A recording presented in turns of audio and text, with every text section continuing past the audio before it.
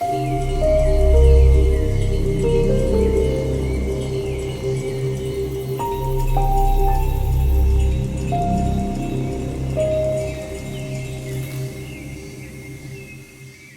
to Wild Heart Revival, a gathering place for heartfelt conversations and stories as pathways of renewal and revival. I'm your host, Tay Tayari, and today's guest is Iain McIntosh. In this thought-provoking episode, Iain guides us on a transformative journey from Plato's Cave to Pluto's Cove. Using a dream-inspired, dilapidated theme park analogy, he explores its metaphorical significance and its impact on our understanding of the human experience. Iain reflects on the evolving nature of stories and underscores the importance of asking what happens next in our current historical moment. We also explore the contrast between consumerism and the law of reciprocity and what it means to create in harmony with natural law and earthly powers. Iain McIntosh is a poet activist and a puzzle piece holder dedicated to earnestly exploring humanity's next steps. A contact dancer and music collage artist with a deep love for plants, Iain is committed to creating a world where human actions and ecosystem needs are seamlessly integrated. Passionate about both harmony and chaos, he focuses on honoring the value in each moment without assuming notions of good or bad. His experience in mainstream agriculture and permaculture has shaped his understanding of the dissonance between different worlds and inspired his journey to bridge these gaps. Through plant medicines, transformational festivals, meditation, Tai Chi, and dance, Iain actively supports his self-growth and healing. While still uncovering how his diverse skills and knowledge will be applied to larger issues, he remains deeply curious and dedicated to finding the best ways to serve and contribute to the collective in meaningful ways. If you are new to the show, you might like to know that I am a counseling psychologist with an online practice dedicated to supporting wanderers, wanderers, and edgewalkers. If you are curious about how my personalized threshold counseling could benefit you or someone you know, I invite you to schedule a free insight call. This is a wonderful opportunity for us to connect, explore our alignment, and see if we might walk alongside each other during a pivotal moment in your life. To learn more about my orientation to counsel, including the guiding themes of the threshold counseling that I offer, and to schedule your free insight call, visit coyotecounsel.earth. There is a direct link in the show notes. For more content, including other podcast episodes and my latest essays, follow that same link. You can also join the Monthly Musings newsletter for reflections, updates, and other creative endeavors by subscribing via the Connect page. If you haven't already, please consider subscribing to the show on your preferred podcast platform. As well, your likes, comments, ratings, and shares are invaluable in supporting the organic growth of these heartfelt conversations and stories. Now, let us open our hearts and our minds and invite some courage into this now moment as we welcome our wonderful guest, Iain McIntosh, as he is here to guide us on the mythic journey from Plato's Cave to Pluto's Cove. And let's begin with this dilapidated theme park, this broken down theme park analogy that we were discussing before getting into this recording.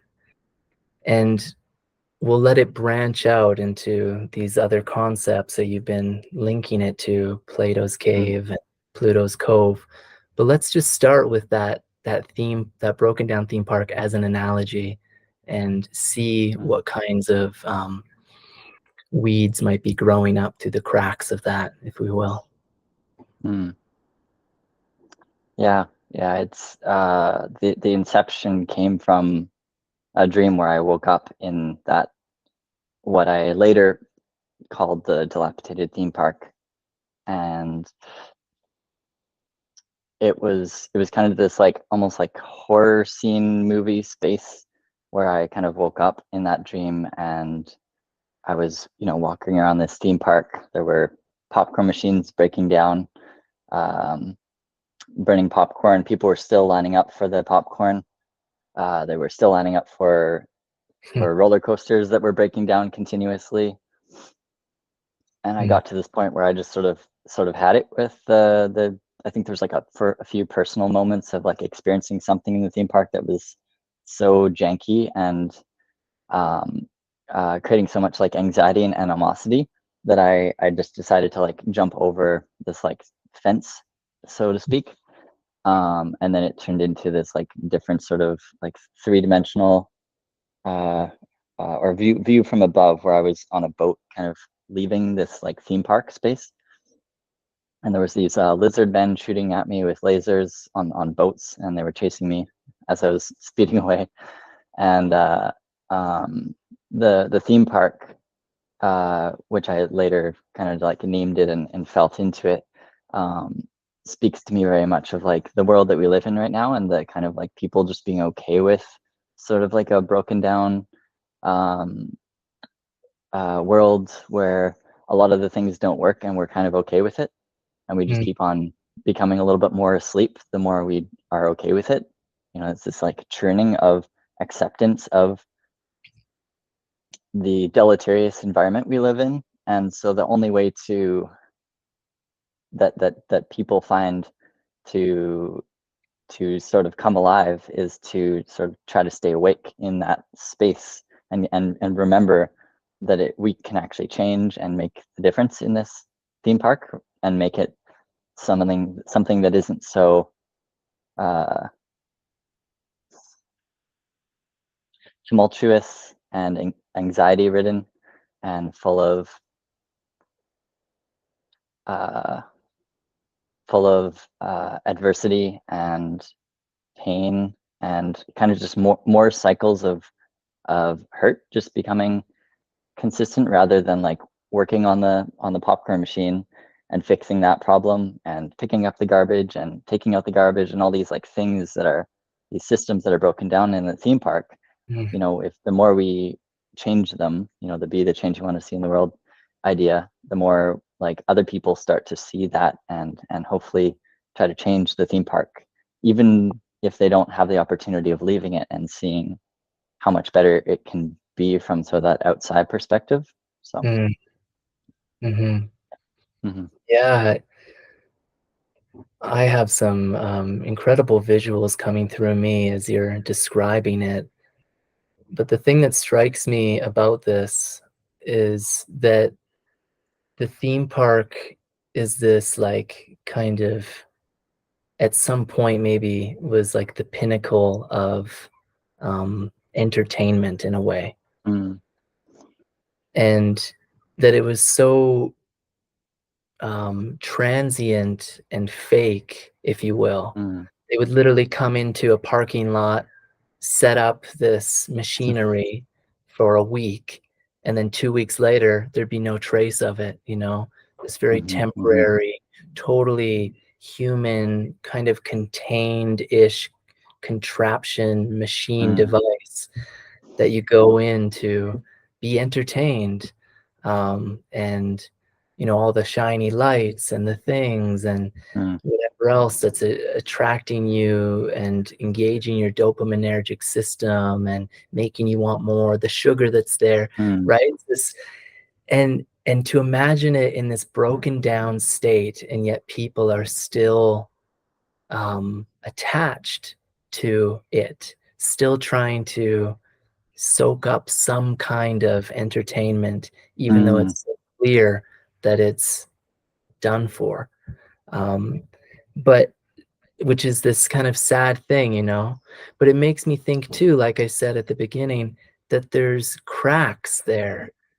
And it mm, makes me mhm, wonder what's growing in the cracks of this dilapidated theme park, and why does that matter, and how long will it take until the overweight father and daughter waiting in line for the broken cotton machine candy look to the ground and see that wildflower and have some mm, kind of mhm. sharing of soul essence that matters. Fully. Yeah. That's the kind of visual that I had, and I don't know if that takes us on the path that we want to tread at the beginning of this journey. Mm, Maybe we can come back around to that, But I would love for you, I hope I didn't take you too far off, and I would love for you to continue into this, weaving this thread, these threads, these ideas that you've been connecting, Mm, mm. uh, if you will, or a reflection if you have, please. No, that's really good. I mean, it brings up that crucial piece of, there's I'm cautious with using the word hope, but there is light, there is potential for that, like, goodness, that presence, that healing, and a different version of wealth to be in the theme park. And it makes me think of the Matrix analogy. And we don't just like leave the Matrix when we at all ever. We come back and we still function with it. So there Mm, needs to be this like hope that's disseminated into the whole news story, if you will. mm, And mm, that's that flower that's growing there, that is actually just out of sight. It's always there, um, or just like blooming through. And this is kind of that like second part of the dream, after I was being chased by these lizards with lasers, which I kind of realized that were like the fear brain, like this like fear of me leaving the thing that I once knew, and I didn't know, going into the mystery, if you will. mm, Um, and I got to this island, and I found basically something like a Zion, something like uh, the more beautiful world, if you will, or a more potential version of it, and kind of had this like respite, this healing respite, to give myself a break and see what real like potential for thriving can be. mm, And that is the thing that I took back to the theme park at some point in the dream. um, and by doing so, I kind of created this like avenue where I can always go back to that potential wealth of healing and intimate potential that exists within oneself. But I feel like if you don't leave the theme park to remember, with meditation or yoga or plant medicines or whatever the modality is, to like feel that nervous system that feels fully held and mm, uh, beyond wanted, but like needed. And then you come back to the broken down theme park or the Matrix or the world around us, and then you try to change that space to reflect more of what you felt over here um, in that space of wealth and potential. Um, and I really want that to be a crucial piece that comes across here, is that as much as there's this like hope for me in articulating and showcasing um, this theme park, it's also about like the alchemy and the joy in the alchemy. So the cosmic giggle is probably one of the things I tripped over early in my path. And I realized, I think it was Ram Dass or something wrote about the cosmic giggle, and it blew my mind as soon as I read it. It helped me realize that I wasn't laughing at people or experiences when there was humor. mm, I was laughing at the what I was laughing at the joy and the silliness and the strangitude, and these like, even if a challenging things happens, it creates this like burst of some sort of emotion that just like takes you mm, over for a minute. mhm, And that really brought me to this realization that we can use these spaces to articulate points, but we don't have to be so emotionally attached to them. We can bring in alchemy, we can bring in presence. And even though it looks like this like dark, dilapidated theme park, it's actually just an analogy to reflect and point to what's going on in the world right now. And it's not the end of the story. And I think that's kind of my main point in all this. And the main focus that my partner and I talk about often is, which leads me to the Plato's Cave, Pluto's Cove analogy or story. is that there shouldn't just be an end to a lot of these great stories. The Plato's cave analogy, it is great and got us to a certain point, and so is true for so many other stories. They got us to a certain point, but we're still living now. And where's that like iteration? Where's that extra piece that actually connects us to the current present? Because a lot of the stories from our past are in a wholly different context and situation, and for sure there's going to be wisdom that you can draw that will be exactly perfect for this moment, but the context can change throughout time. And so Mhm. that's something that really empowers me, is trying to bring more of a not not getting stuck in thinking that the story is over just because we've got to a certain point. Yeah. Mhm. Yeah, there's this, I forget who said it, maybe, yeah, I'm not remembering, but he said something to the effect of a poem is never finished, but merely abandoned. And I think it's the same for stories, they're these flowing, fluid forces that Mm, have no beginning and no end. And I think that's why they call out such an aliveness within us when we are mm, contacted by them or called into them. And if we have the courage to allow ourselves to be taken in that way. My mind went in so many directions when you were talking there, and so I'm trying to organize maybe the most optimal through line that I can. Something that I do want to mention that came up for me was that mm, you said you have to leave the theme park, and you mentioned some certain ways you could do that: psychedelic experiences, traveling, relationship, mm, whatever it is, a ritual initiation. The thing that came to me immediately was to go beyond the pale, to leave the city. That I actually see the city much as a carnival, though mhm, maybe it's not.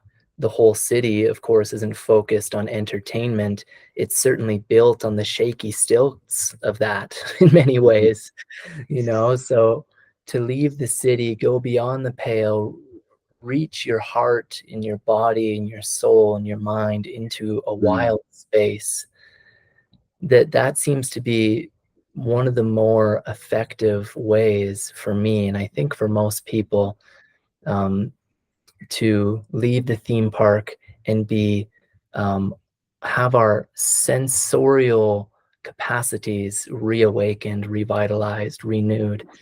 And mm, I also thought, I was imagining being in this dilapidated theme park and thinking of that flower, and knowing that the wild is always at our periphery. If we widen our gaze just a little bit, we see, we know, we experience the wildness of this earth, no matter where you are. I mean, you could maybe even experience that inside of a jail cell if you mm, open your gaze wide enough. There's forces at play, all strewn all throughout this entire earth matrix.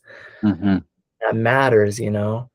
And so I thought the periphery, the edges, beyond the pale, the wildness, that's constantly calling us out of the theme park to re-engage with the realness of this earth, mm. so that we can go back into the city, the theme park, and you're changed forever. You Every can't single time. you can't go into the wild and come out um, like as you went in. You're going to be dismembered. You're going to be disfigured. You're going to transform. So Mhm, there's that point I wanted to just mention, and we can hold that in our hearts maybe and go forward with it. But mhm, the other thing was you brought up hope, and something I heard Bayo Akomolafe say once was mm, that hope is a trickster. mhm, That hope is not a binary. It's not mm, hope and hopeless, that hope contains within it the hopelessness of life. So that felt important to mention too, because mhm, as you went on, I had this feeling of the trickster, not only in the hope, but just like I was really like feeling the trickster rise within my awareness. And so that's where I would like to take us, Mm, and give it over to you and see what comes up in that way. And maybe that can lead us deeper into mm. Plato's cave, Pluto's cove. And by the way, maybe people don't know what Plato's cave is. If you could maybe at some point give a For little, sure. you know, Totally, totally. I feel like that's a good piece to continue to, and then also loop it back into the hope piece, and something that I stumbled across the other day, which is diversity rather than good or bad. Um, yeah, yeah, which love that. um, so Plato's cave analogy allegory what came from one of Plato's students. I may not have the exact accurate history piece of like who and when and why, That's etc. Those aren't that important for me. It's about the story, not the mhm, details as much all the time. And so the Plato's cave story goes, uh, there's this person waking up in a space, or looking at a wall, which later turns out to be a cave, they realize, and they see these things moving across the space, uh, and at some point they come out of the illusion of the rapture that they were in of seeing this space and thinking that it's real, and they turn around and they realize that there's actually these puppet masters moving um, things across behind them, that's creating a shadow in front of them that they think is reality. And so the process goes, you realize the illusion, and um, masters of illusion that are creating that space, and we all do that every single day to each other, and accidentally, as well too, with assumptions and projections and things like that. So it's certainly not just like the big bad government or all these things. We all become that if we're not consciously checking ourselves consistently. mhm. And so next is the fire, which is the fire is the light that actually creates that's right here, where that creates the illusion, or the shadows over here on the wall, that you woke up seeing. And so the masters of illusion are kind of creating that like projection on the wall. And then after the fire, there's the shadow or the darkness that you have to go through in order to come out of the cave. Um, and I'm paraphrasing this with my own observation of the story. You can read many versions of Plato's cave, and as you go through the cave, you come up into what basically is the sunlight, and maybe like true awakening or something like that.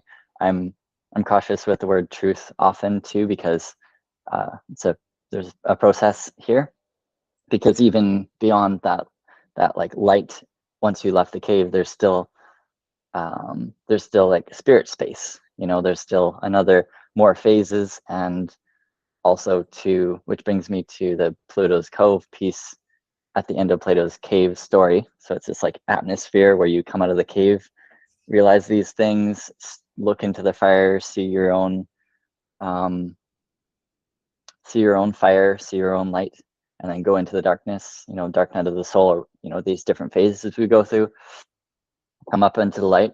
And so Plato's cave for me is what happens after you leave Pluto's Cove is what happens after you leave Plato's cave. And it feels like a really important question to ask at this point in history. Um, like, what happens next? What happens next? It's such a crucial piece, because stories never end. They just continue and evolve and become something new. Um, and that's sort of what we're riffing into. What happens next? And I think the potential of seeing that periphery and seeing the flower and letting like nature become us, and listening is really that like that next phase space. And Pluto's Cove to me is this reprieve space that we continuously can go to, and it's just like a cove where you get to relax and be like on a beach, just enjoying the sun and the Mm. water, and this rebirthing space right on the betwixt line, right on the edge of the water and the earth, where you just get to like continuously have this like refresh, reset, realization, observation of oneself. And then, but Pluto's Cove isn't like where you live. Nobody lives in that space unless they're a monk in the Andes that has reached some potential of being able to become a breatharian and fly or something like this. Like there are places that we can get to in magic where but you have to really truly honestly leave the matrix and the um the normal samsara loop space to go there, and then you're just not reachable. You can't connect with everyday humans because they will just continue to bring you back into this churn, this story, that's a circle, which brings me to the spiral and diversity rather than good or bad here. So I really wanted, I really loved your you sharing Biokumalafe. I've only read little bits and quotes mostly of his. Um, Truly inspiring creature. Whenever I share the Pluto's Cove allegory, people continuously point me towards him. So I certainly have to do some reading on his stuff.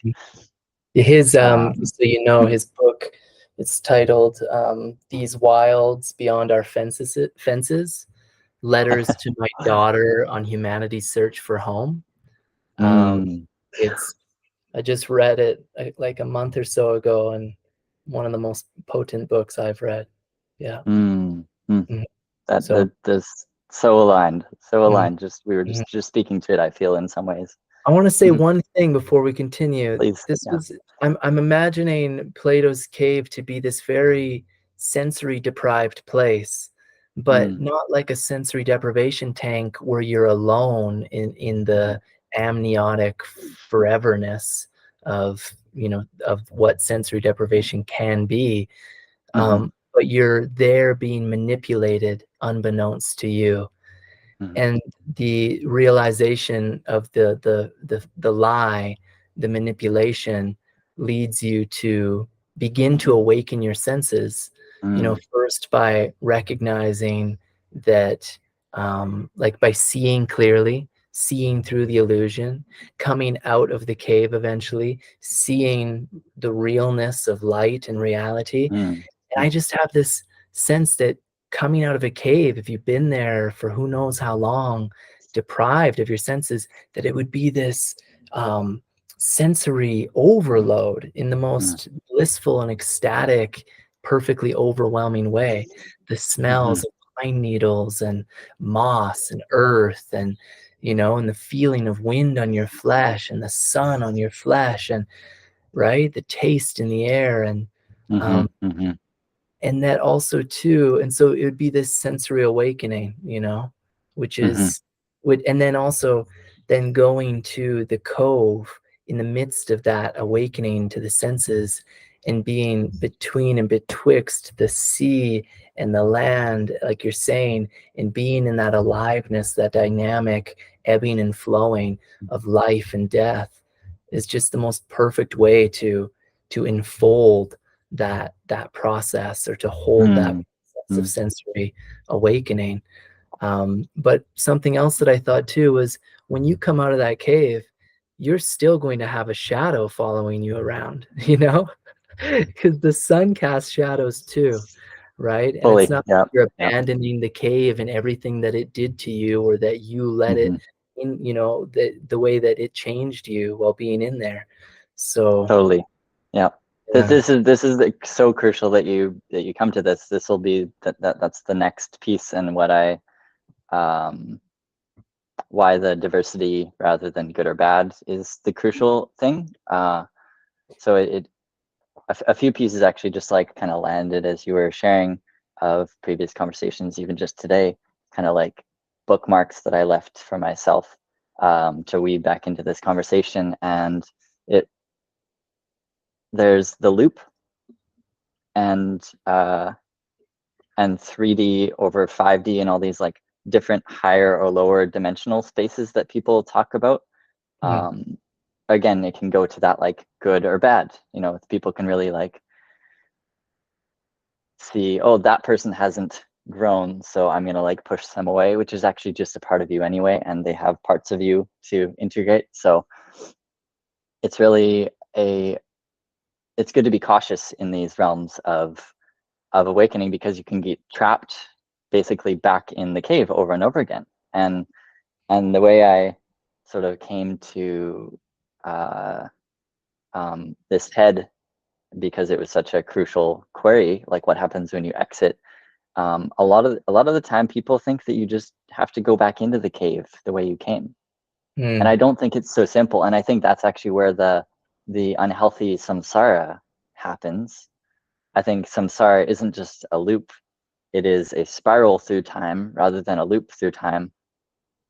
Uh, I think it's a bit of a lie to think we just go back into this like Ouroboros of time where we just keep on getting eaten by the same challenges and problems and they never change. I think that's Mm. garbage, because Mm. people do change. They find new parts of, you may have pieces that you need to integrate for the rest of your life of one like father trauma, but also ancestral father. Like, you'll just keep on finding newer and more pieces of the puzzle to unravel. So Mm.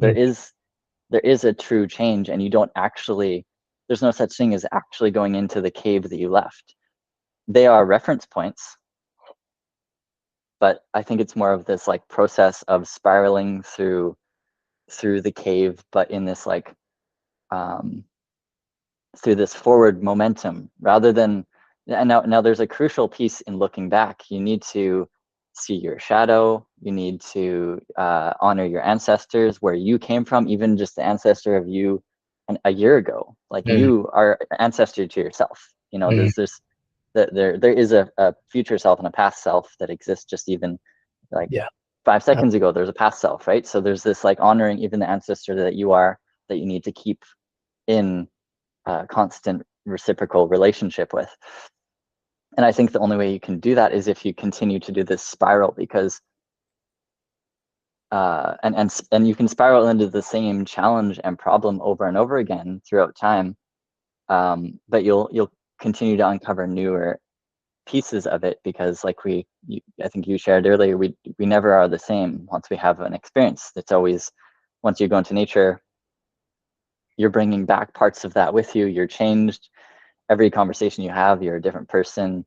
Even if it's mundane, you have changed. And so the circle piece, and rather changing to the spiral and the 3D rather than 5D thing, or different dimensionalities of perspective. One thing I thought of is it feels like more of a pendulum of listening, rather than like being trapped in this one story of going back into the cave over and over again and you don't change. Mm. It's just like I feel like it's a recipe for disaster. Mm. um, and there are pieces of, maybe you don't actually fully get out of that cave when you think you do, because as soon as you wake up to the illusion in the cave, you turn around and you see these masters of illusion, and you see the fire. And I think some people, for parts of their process of growth, they see the fire and they think they've woken up, but actually you're just seeing your own inner fire, and like gathering like heat and warmth and momentum, so that you can go into your darkness.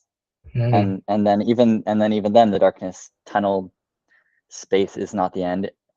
Then you go into the sun and nature, and maybe there you've been like you fully integrated the thing. So there's stuck points even in the simple allegory of the cave. um, and I think it's so crucial for people to to see each piece of themselves, as much as you can become aware of it, as aspects of oneself that are waking up in the cave, rather than just like Iain is waking up from the cave. It's many aspects of Iain are waking up from the cave, and that's why it gets to be such a easy thing to judge people, because Mm.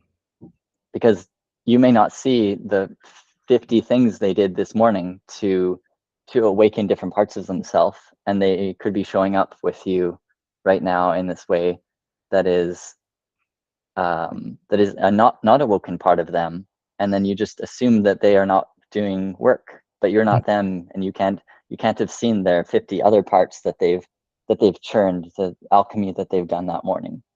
So Mm. yeah, yeah. Mm-hmm.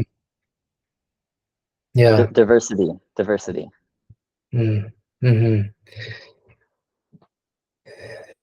In no man steps into the same cave twice, for he's not the same man, and it is not the same cave.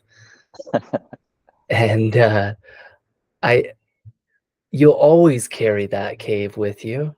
Mm, You know, this is something that, and I might be completely wrong with this, but I have a strong sense that I'm not completely wrong. And that is this, that we carry our wounds with us forever.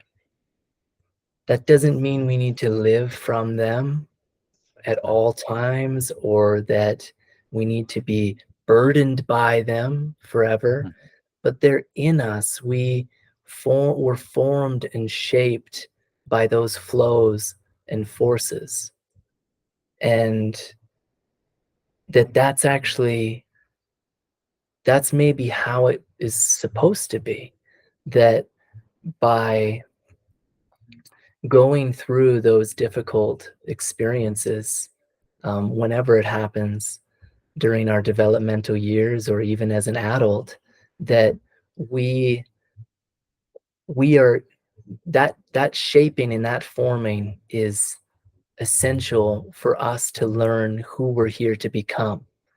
That the intelligences at play that coalesce in any moment of wounding or pain or fracturing, that those intelligences are, they go back a way long way before our individual life, and they coalesced, I think, for some important reasons. And that is mm, that we find our gold in our wounds. We mm, find our, we touch the edges of our gifts, and we peek into what they might be or could be if we paid mhm, enough attention to them. And that's important, I think, if we're really here to become who we're here to become. mhm, Mm. mm.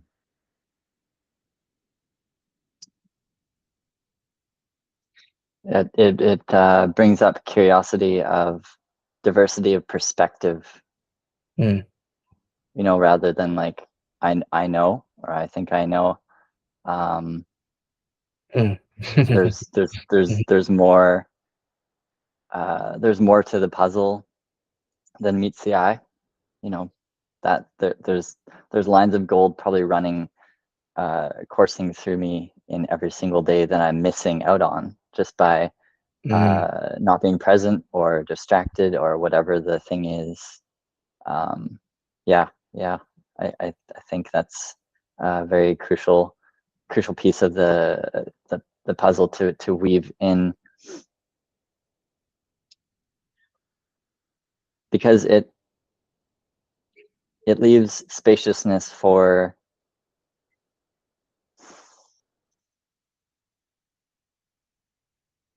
the story to be kind of like written from many angles. And this is kind of my hope and my dream with Pluto's Cove allegory space, and interpersonal work that this very much relates to, is that the story of Pluto's Cove is not like, oh, Ian's Cove.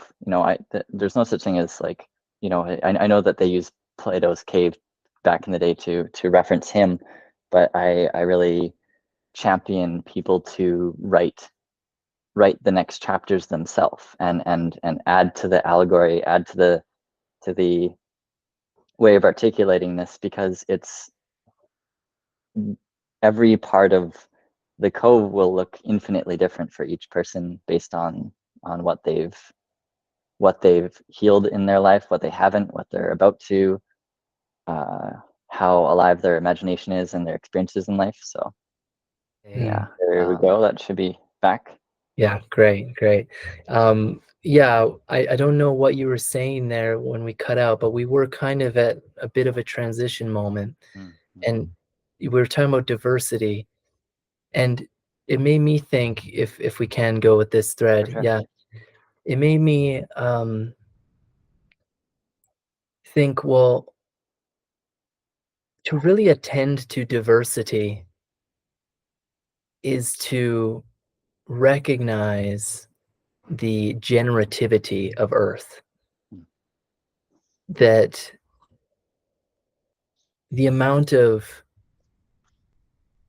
organisms, beings, forces and flows, seen and unseen, that are dancing in this now moment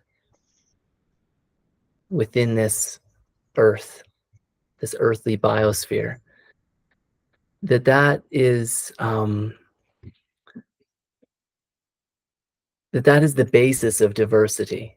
And if we look out and we allow ourselves to be touched by the immensity of it, the immense complexity of it, the immense creativity of it, that, well, first off, I would say that we're hopefully humbled by that. And after we're humbled and bewildered, probably, we might contemplate the grand mystery of it all. That my beingness is inextricably and intricately tied to countless number of other processes, movements that are going on around me, within me at this time. And that I think that really matters. So to have diversity of perspective, like you were mentioning before we cut out there, to true diversity of perspective, I think, is an honoring of the wildness of this now moment, the wildness that is our being. And I love, again, this, I just love this Pluto's Cove analogy and vision and image, because I think it's so spot on. Because you go to the seashore, and it's like the most diverse, rich, living dance that is most evident and obvious maybe on Earth, unless you're in like a rainforest. But the diversity in aquatic life, land life, the in-between life, and the death that's so obvious, and the life. But then you go there, and you mentioned you go there to not only immerse yourself in that sensory terrain and those relationships and the ancient teachings that lie therein, but you also go there to rest amidst it. And so it's like you come into awareness, and the first inkling isn't, okay, how can I make a course about this and sell it? How can I, how can I generate something from this? What's the next move? I need to get up and grind so that I can bring this vision, this understanding to life and make it profitable. Right? It's no, go to the cove, rest your weary bones, and probably weep your salty tears into that ocean, because you've been fooled, and more than that, you've been taken by something that is not human. Anyway, I'm going to stop there and let you, whatever comes up for you, let you take that. That's groovy. I really appreciate the riffing and diving into diversity and the health that lives there. And this is intriguing that we go deep on that one for a second, because I was thinking about sort of this like Wu Wei is sort of this like bit of a joke of a religion that my partner and I sort of dance with and think about often. Of this there's this line in the middle of the yin yang that is that like balance point, but you can't really live there. You can't live at that space, nor can you really live at the black or the white. Um, there's this like constant reciprocity, this constant listening back and forth, and even too much diversity is unhealthy. I think of schizophrenia. If you have too much diversity, you don't have a strong sense of self, and then there's this like release into the infinity of mind, and you can't actually create from that point. So there needs to be this like certain amount of diversity inside the body, or else it becomes sort of deleterious to health. And I think of like when you start to die, there's all these organisms that just start to like feed on your body, from the inside and out, and a diversity of creatures start coming, and then you just turn into the infinity pool of beingness that goes back into the earth, and then you're just a part of that like matrix of the web of feeding new structure, new life to come.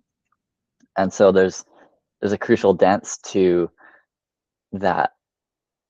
Yeah, the monoculture is something that's very alive for me in reference to what we do in the world right now, with one specific um, culture of a plant. It just creates problems for the whole environment, because then there's a monoculture bug that comes to eat that, and it just creates this like it's just nature's just trying to get back to that diversity space. But diversity isn't a thing. It's this like constant listening. Uh, Mm, it's a constant like ebb and flow and pendulum and non-attachment, but something that like it's very unique for a specific moment. And that moment could stay pretty saliently present throughout time as like an equilibrium. Um, but it's never the same twice anyway, mm, even inside a body. mm, Um, mhm. yeah, consumption and innate capacity. This is sort of spiraling into a new piece for a moment that came up this It morning. is. We're just kind of like going through some notes. All of it weaves back into all of the other pieces anyway. So um, the broken down theme park and the dilemma of the extroverted commons in the form of a theme park. So there's this intriguing sort of observation I've been following in the world, and it how we're being told to perceive it, and it makes me think of Nikola Tesla and some of the other cats throughout history that have tried to release humans from consuming so much and from someone else's technology. And even right now, there's all these technologies that are coming out, but they're water fueled, creates this jet that can propel us through space and time, and that's still consuming water, even though it's quite abundant. And also the tool of which that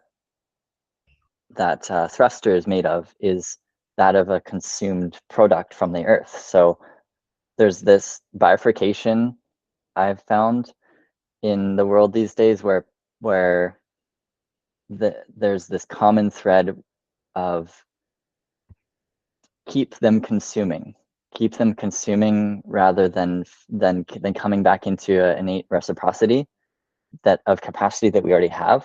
So the earth is already vibrating and creating so much electricity for us. Nikola Tesla proved that, and then a lot of his work was pushed to the side, and people who wanted to profit off of consumption came in, and oil, and then how do we power our electric cars right now and all the things that are around us. You know, it's this like high technology, but the problem with high technology is you're then consuming parts of the earth again, and you can't actually personally create a electric battery in your backyard right now. Can you create a lithium battery? You cannot in your backyard right now do that without probably having disaster.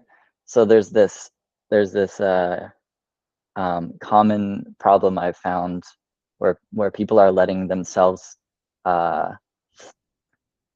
be told what the common story of how we should be iterating on the planet is. And this really brings me back to Pluto's Cove, because it makes me think of the old world is just trying to keep us in this like constant churning of their way of fear and control, rather than us kind of like spiraling out into an infinity of our own sovereign beliefs and feelings and desires and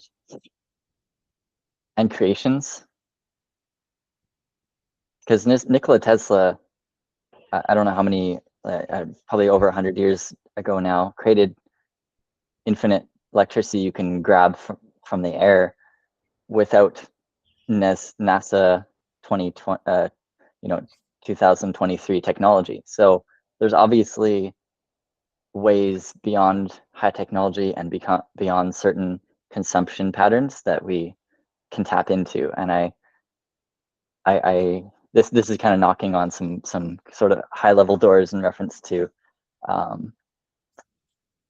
how the Pluto's Cove allegory kind of like takes down the old world. And this is part of my like hope for the Pluto's Cove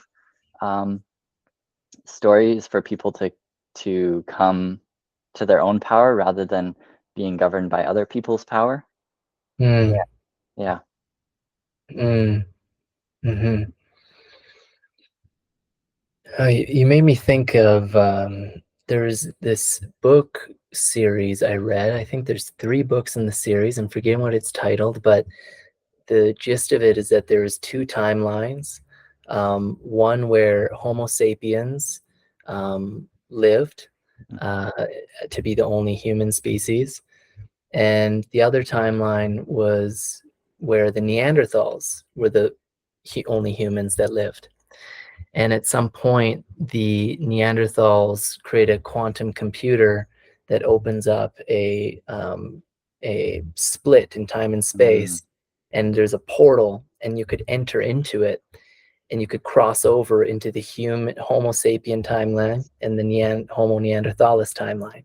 And so, of course, they then interact, and a whole story comes out of that. But something that really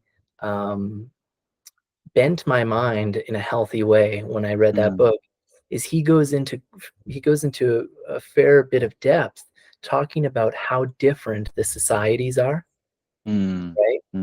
So he's playing with that, how different would those timelines be? And so of course it's a sci-fi novel, and he's making all kinds of playful and creative claims. But the point remains that I think it's a really important exercise of mind to consider that the Neanderthals, they created a quantum computer eventually. They were the ones who opened up time and space. And so they were incredibly intelligent, we might say, but their society was completely different. Their technology was completely different. They didn't have any technology that created any waste that wasn't used up in some beneficial, regenerative way. Everything that they did was in harmony with the land and with the creative forces of life, right?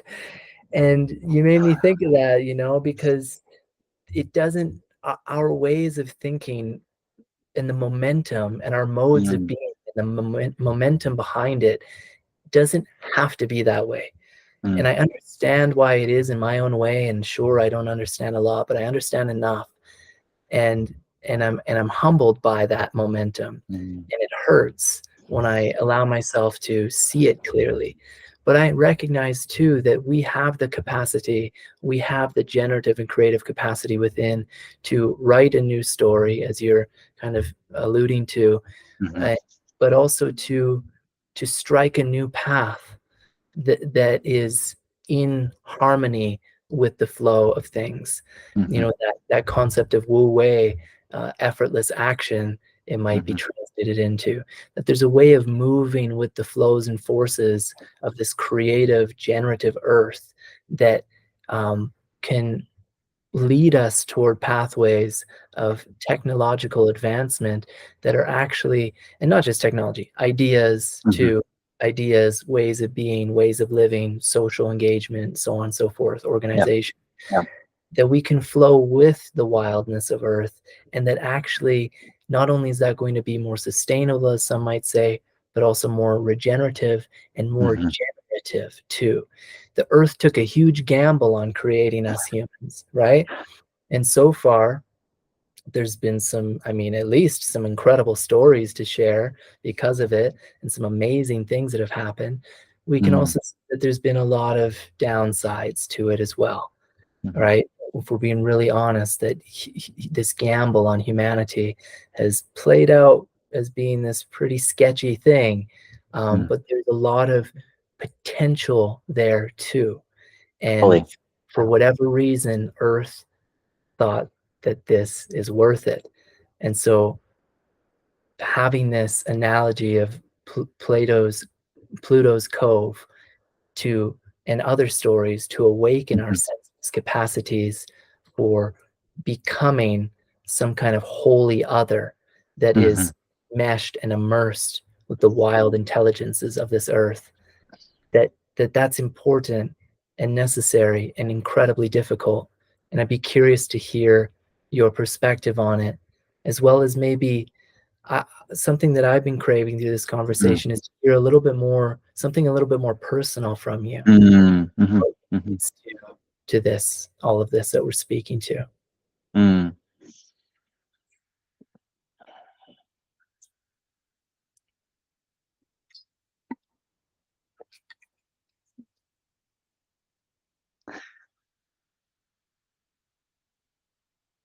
I think where I would go with that question, um, leading leading also with the personal too, is I don't know anything, and even coming to Pluto's Cove, it is currently a philosophy club that we just named that, as well too, as well as the story and a whole body of other stuff. Um, and it doesn't even need to be named that for other people's version of what I hope they get across from this message. Um, really, really practicing the non-attachment piece, uh, because everyone's had different journeys. I have had a lot of um, touches with death uh, through my mother and other pieces in my life that have really brought different pieces of awakening. And she is alive. It was a attempted suicide piece that really Mm, awoke me in a different way, mm, and that piece, as well as many other um, near-death experiences of flipping a car on a highway and being told I had a broken neck, and mm, yeah, just there's so many stories that add fuel to the fire of of my story and how I view it and am with it and am raw with it, is so paramount to me actually embodying that integration of coming outside of the processes of wounding, and whether it's me hurting other people or other people hurting me or just life happening to me.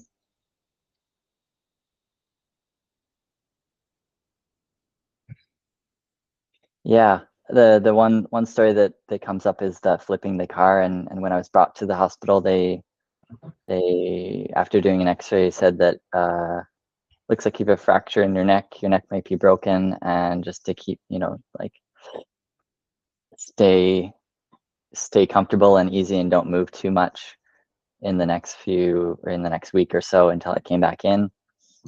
And this may have sounded a bit kind of like spiritual bypassing it at the moment when I said it to him, to the doctor, but I said, when he said your neck might be broken, I said, oh, don't worry, I meditate. And and every time I think about that one,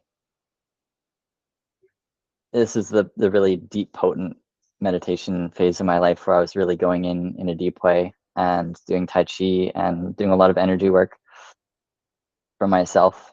And I came back a week later, and they said there's nothing wrong. You didn't break your neck, obviously. And what is the truth to that story of if I actually broke my neck?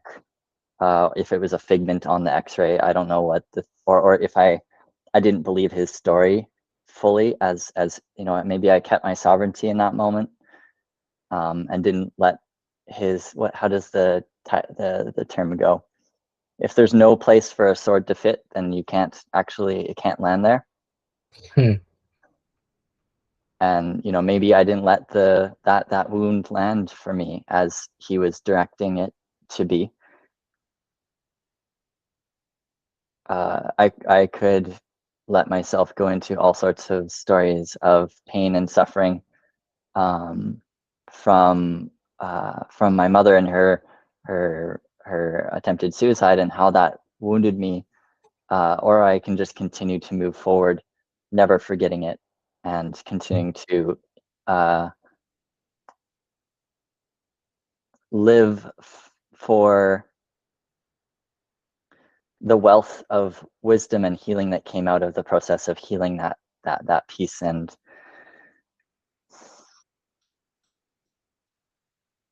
not just getting stuck in that loop of pain. And I think of breath wave specifically as this process of churning the pain through us. And I don't think you can actually turn the pain through you unless you truly release yourself to God, existence, flow, or else you're just going to be continuously having these trapped breath patterns. And I could have trapped breath patterns about a lot of things in my life that I've been hurt by others, or others have hurt by me. Others have been hurt by me.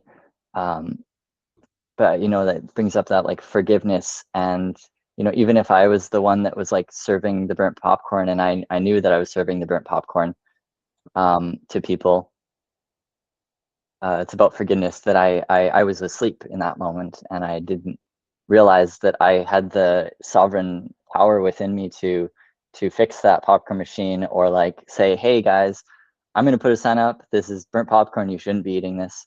It's really that, like, process of becoming supple and letting myself, like, be okay with the things that happened as much as possible. And I think even just like accepting and leaning in to pain, as you were speaking about earlier, letting yourself feel that pain is actually such a groovy, juicy thing. So yeah, maybe I'll just stop for a moment there. See what. Mm. Mm. Thank you for sharing all of Mm, that. mhm, Yeah.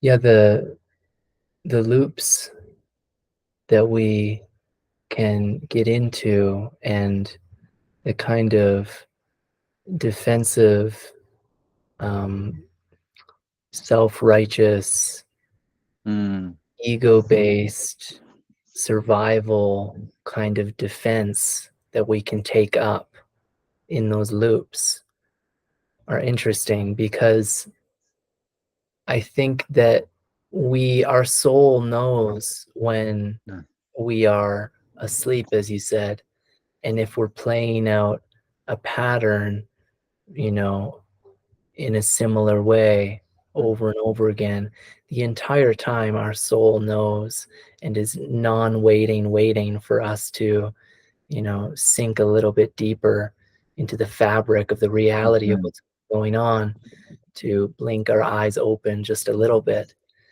And the pace of soul is so much slower than Mm-hmm. our conception of evolution and change, and so soul isn't maybe so attached to it happening at a specific time. Mm-hmm. But if we're blessed by blinking our eyes open a little bit for a moment, and we're further blessed by seeing that looping patterned behavior playing out and the repercussions of it, then we're offered that opportunity that at first invokes that fear, that survival fear, Mm-hmm. but it's an opportunity. And I say that because Mm-hmm. we know at a deep soul level that if we turn toward it rather than away from it, that we're going to be undone. And that's an opportunity, because in the undoing of ourselves, we then inevitably have that chance to weave those Mm-hmm. threads back in a meaningful and intentional way, you know so going through an experience like you did with your mother, and whatever happened um, at that threshold in your life, Mm-hmm. that you had that incredible opportunity to be Mm-hmm. undone and to meet that pain.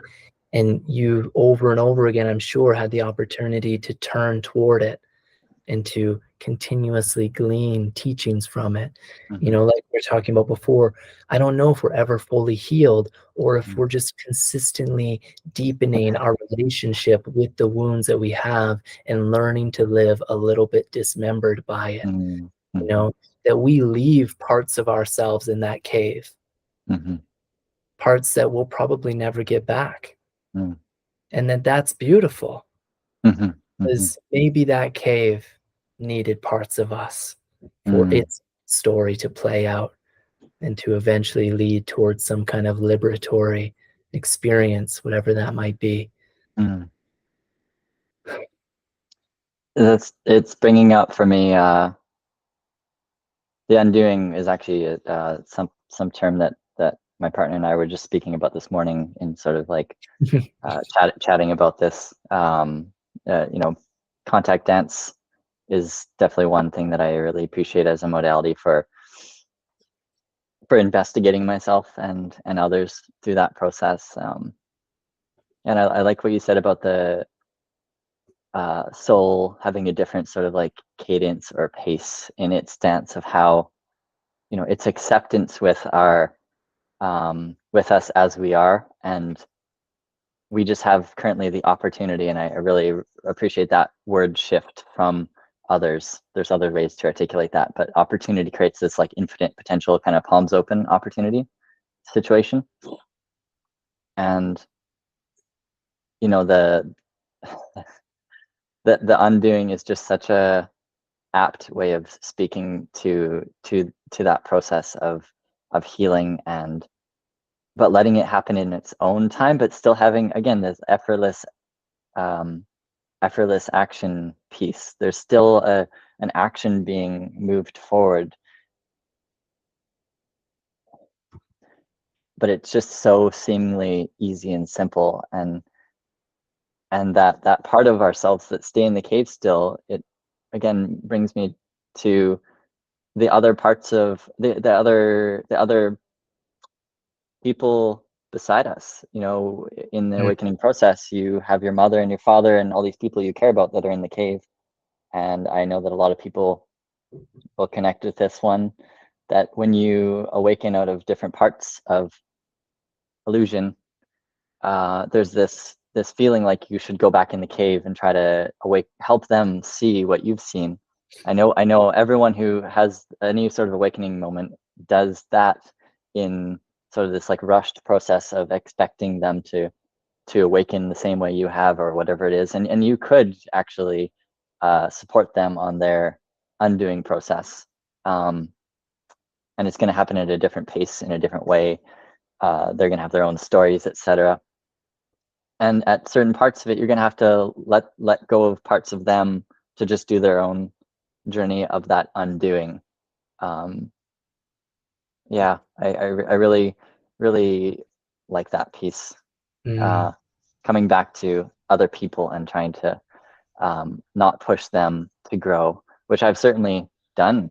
You know, mhm, it's so easy to get into that space of mm, assuming that the way that you've undone is a template for others.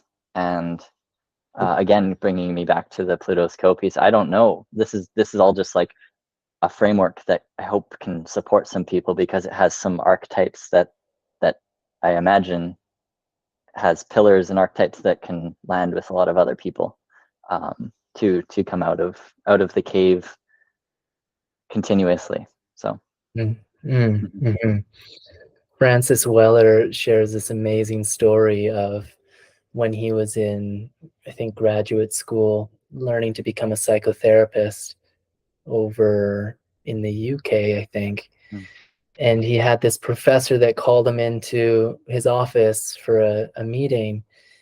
And they're sitting down at the professor's desk, and he points to this big stone on his desk.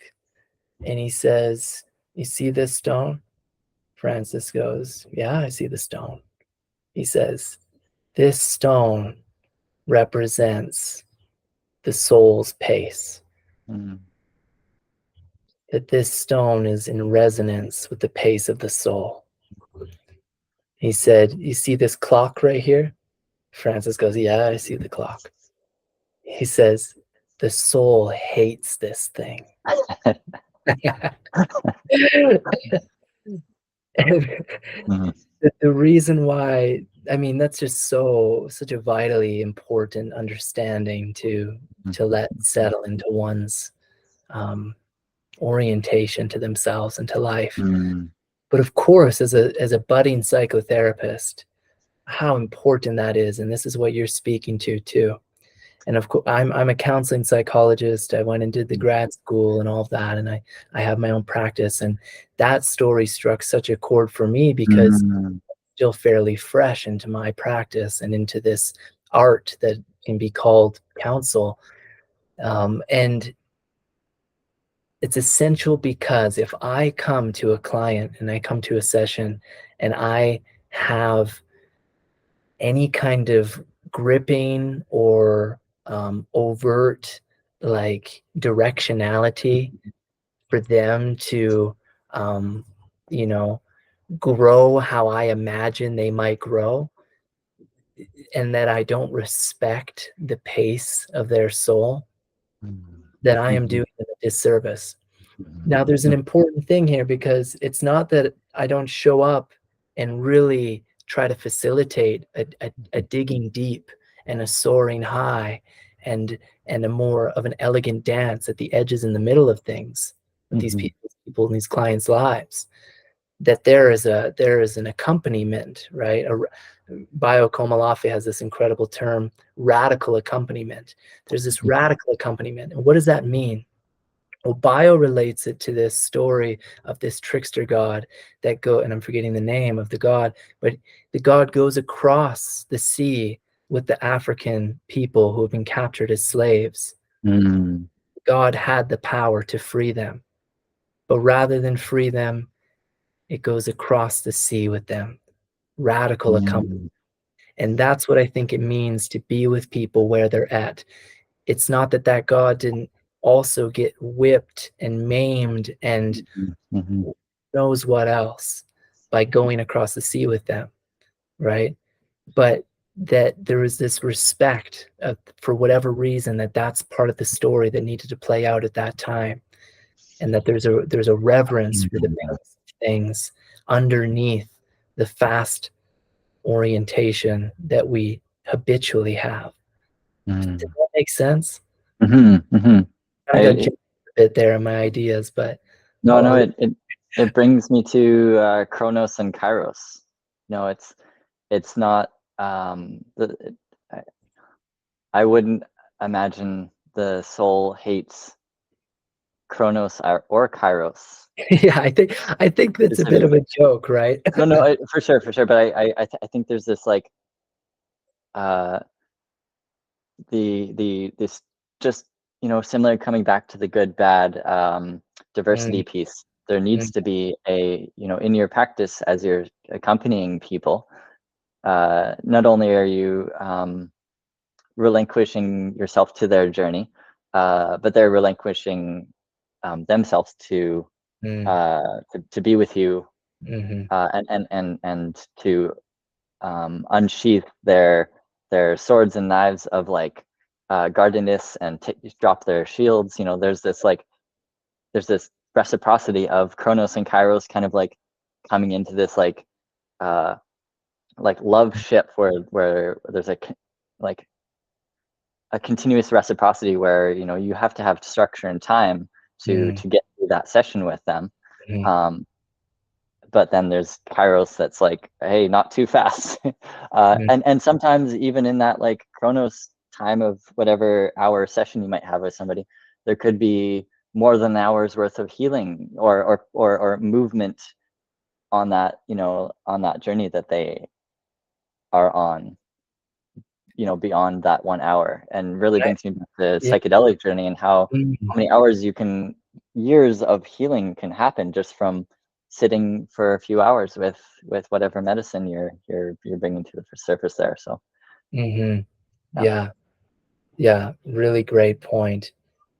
I think that by identifying with soul and by Mm, identifying with these more ancient threads that weave through our being, that mm, go mm, beyond this one physical life, this carnal life, mm, by identifying with and honoring those aspects of ourselves and each other, that we go beyond time. Sure, the session's 75 minutes.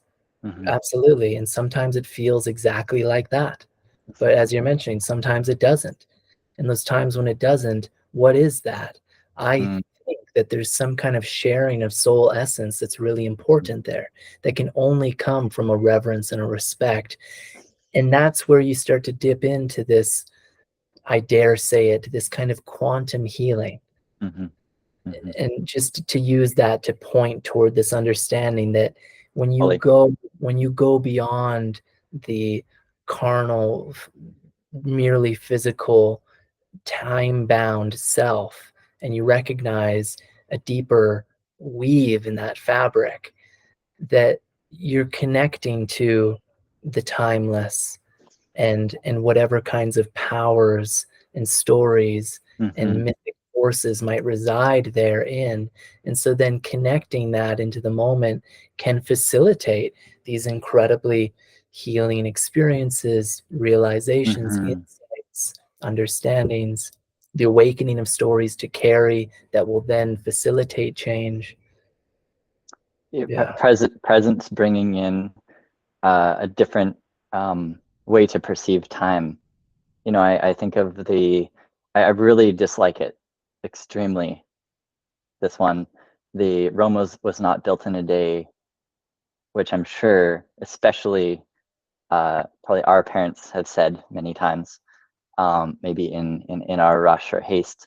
I really dislike it because Rome is not a good sequitur to use anyway. They were really terrible, and it's a problem. It is part of the problem we live in currently. They're the main distorters of messed up time Yeah. Oh, in our yeah. today's state Absolutely. anyway. Yeah, and so it really there's this beautiful, in San Francisco. There's this light bulb that's been on since 1901. Uh, that's over Oh. 120 years right now, and it really brings me to this piece of distortion of time. And and now in most stores you will see a light bulb, and it will say certain amount of hours, 1,200 hours, or 5 years, or whatever the quotient they're articulating. And um, you know Mm, this idea of time and how long something should B, I think we should really be investigating it thoroughly, consistently, because if something that was designed 120 years ago is still functioning, that you plug a light bulb in now, and like it could actually just go in the first 60 hours. So what's wrong there? Who's distorted what? And I really bring that in because the theme park is built by other people most of the time, and I really want to bring this quote in from A Dinner with Andre. I don't know if I shared it with you, and I'm gonna paraphrase, but Andre says, you know what? I have it well written right here. I kind of leave it at the top of my notes because it's something that I bring up consistently as a sort of piece. So he goes, I think that New York is the new model for the new concentration camp, where the camp has been built by the inmates themselves, and the inmates are the guards, and they have this pride in the thing that they built. They built their own prison, and so they exist in a state of schizophrenia where they're both prisoners and guards, and as a result, they no longer have been being lobotomized, being I'll step away for a second, continue the quote in, after I share this piece. The lobotomizing is, for me, makes me think of what we were just talking about with this like hijacking of how we should be perceiving the world, how we should be perceiving time and the things around us. So I'll go back to the quote. It says, the capacity to leave the prison they've made, or even see it as a prison. And it really lands for me, this quote, in a lot of ways, specifically in reference to what we're talking about, because truth is usually so steeped in perspective and people's experience throughout history. And we've had a lot of history that's been very manipulated and malnourished by a lot of true wisdom for a long time. And so people perpetuate what they think is wisdom throughout time, and science is very rife with this right now. And so, you kind of create these like bifurcated worlds where they're so disconnected from that like natural truth. Yeah, I'll leave it there for this moment. What keeps coming up for me in our conversation, and connecting it to the cave and Mm. to the other analogy of the Matrix and the machine, the dilapidated carnival or theme park, is that there's been this assault on, Mm. of course, there's been an assault on the wildness of Earth, right? I mean, Mm-hmm. you're living in Vancouver, right? No, Salt Spring, but yeah. Oh, you're on Salt Spring now. Okay. So go to Vancouver Island, and 90 something percent of it has been clear cut at some point, and monocropped as a tree farm. Mm-hmm. You go basically all across Canada, and it's like that now. Go down to the United States, the Pacific Northwest, 90+% of the forests that were Mm-hmm. virgin to that area are completely gone. Lots of them decimated, many of them desertifying, some of them Mm-hmm. monocropped, right? So on and so forth. It's so obvious. You just take a look around, and there's been this almost unfathomable amount of assault on the wildness of Earth. And at the same rate, the reason why that's been happening has been for this encroaching of civilization into the wilds. That pale I talked about at the beginning, that we hopefully can get beyond at least a few times in our lives, that pale is extending further and further out into the savage lands beyond. And so that then means, with the diversity and the wildness being assaulted, that too then our senses are being assaulted, because our senses, our sense making, has developed Mm-hmm. completely embedded, immersed, intricately interwoven, interdependent, Mm-hmm. co-arising with the wildness of Earth. Mm-hmm. So it's this sensory assault that is, I think, at the root of so many of our issues, including the dead zones that most cities are, especially inner cities. Um, the dead zone that most of civilization is. And it's not that it's completely dead, you can Mm-hmm. go into dead zones in the wild and there's going to be life there, trying to make it work. And so us as humans, we're trying to make it work. We're Mm-hmm. Mm-hmm. scurrying around between the high rises and, eating a sandwich on the go and whatever, and taking a moment to have a cigarette break outside to take a breath for once. And there's all these ways in which life within the pale, within civilization, is attempting to Mm-hmm. reclaim Mm-hmm. our sensory inheritance. But it's that feels so important to me, and it keeps coming up for me. And that's one of the great lessons that I'm gleaning from this conversation. So I thank you for that. And Mm-hmm. we really are at the end here. I think we need to wrap it up, Mm-hmm. but I want to give it over to you to wrap it for us in whatever way For feels sure. most meaningful for you. Yeah, it's apt that you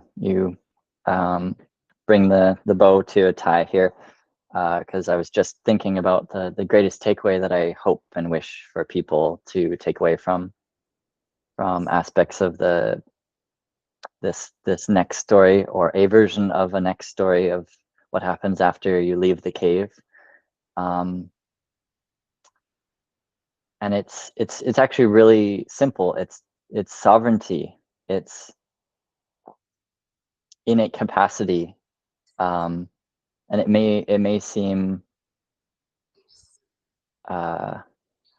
may seem out of reach or out of touch, this more beautiful world, if you will.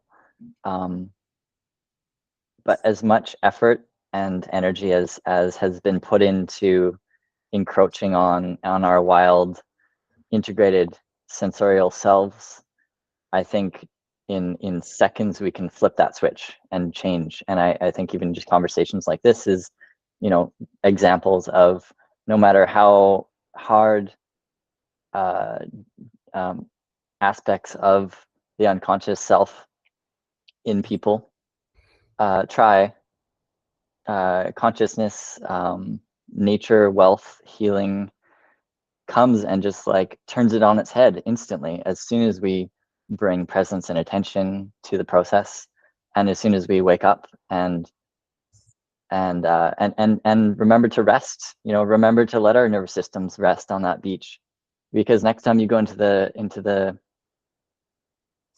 cove, into the cave, um, you've created a portal, a doorway, Mm, so that other people will find their way out. mm, Every single time you come in, you puncture the bubble that's inevitably going to pop, because even just one person continues to puncture it so many times throughout their life, and it's so easy to pop. It just takes a few, that 100th monkey syndrome thing. I think that this is where that comes to a head. mm, Once enough people start to continuously do that process of coming in and out of the cave and going back and resting and coming in and out of the cave, it's just going to pop, and we will find some sort of um, opportunities. And it will not take the Rome was built in a day analogy, or was not built in a day analogy. It will be as quick as nature will allow it, and I think that's much quicker um, than than we are told it is. Yeah. So. mhm, mm. Yeah. Thank you, man. This was really Mm. heartwarming and fun to be with you in this way. Mm. And I look forward to allowing this conversation to guide my days moving forward, to settle Mm. into my being and show me some new things about myself in the context in which I'm living. So thank you for being here. Yeah. Thank you, Tay. Mm, Hmm. Yeah. Thank you for the questions and curiosity, and um, and the feeling sense of truly being on the adventure, and um, letting go of the edge and coming back over and over again. I really appreciated your continuity with where we were, and the great questions that arose from the context. Yeah.